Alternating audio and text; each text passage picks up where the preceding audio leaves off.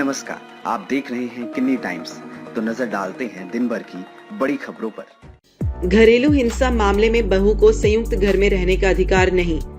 Delhi high court ने कहा है कि घरेलू हिंसा अधिनियम के तहत किसी बहू को संयुक्त घर में रहने का अधिकार नहीं है और उसे ससुराल के बुजुर्ग लोगों की ओर से बेदखल किया जा सकता है जो शांतिपूर्ण जीवन जीने के हकदार हैं।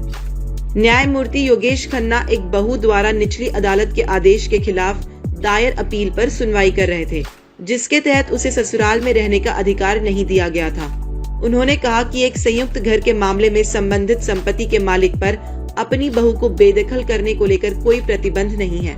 उन्होंने कहा कि मौजूदा मामले में ये उचित रहेगा कि याचिकाकर्ता को उसकी शादी जारी रहने तक कोई वैकल्पिक आवास प्रदान कर दिया जाए। न्यायमूर्ति ने कहा कि मौजूदा मामले में दोनों ससुराल वाले वरिष्ठ नागरिक हैं और वो शांतिपूर्ण जीवन जीने तथा बेटे बहू के बीच के वैवाहिक कलह से प्रभावित न होने के हकदार हैं। न्यायाधीश ने अपने हालिया आदेश में कहा कि मेरा मानना है कि चूंकि दोनों पक्षों के बीच तनावपूर्ण संबंध है, ऐसे में जीवन के अंतिम पड़ाव पर वृद्ध सास ससुर के लिए याचिकाकर्ता के साथ रहना उपयुक्त नहीं होगा और इसीलिए ये उचित होगा कि याचिकाकर्ता को घरेलू हिंसा से महिलाओं के संरक्षण अधिनियम की धारा 19(1)(f) के तहत कोई वैकल्पिक आवास मुहैया कराया जाए।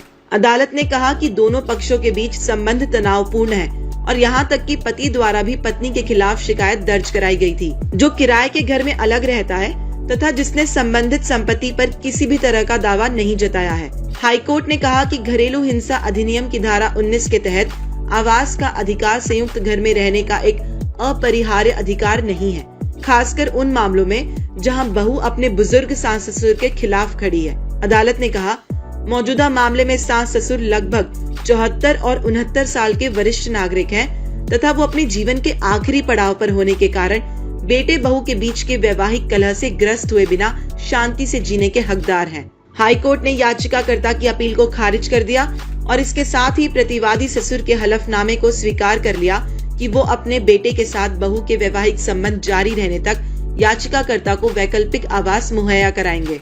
तमाम बड़ी खबरों के लिए बने रहिए किन्नी टाइम्स के साथ। वीडियो को लाइक करें, चैनल को सब्सक्राइब करना ना भूलें।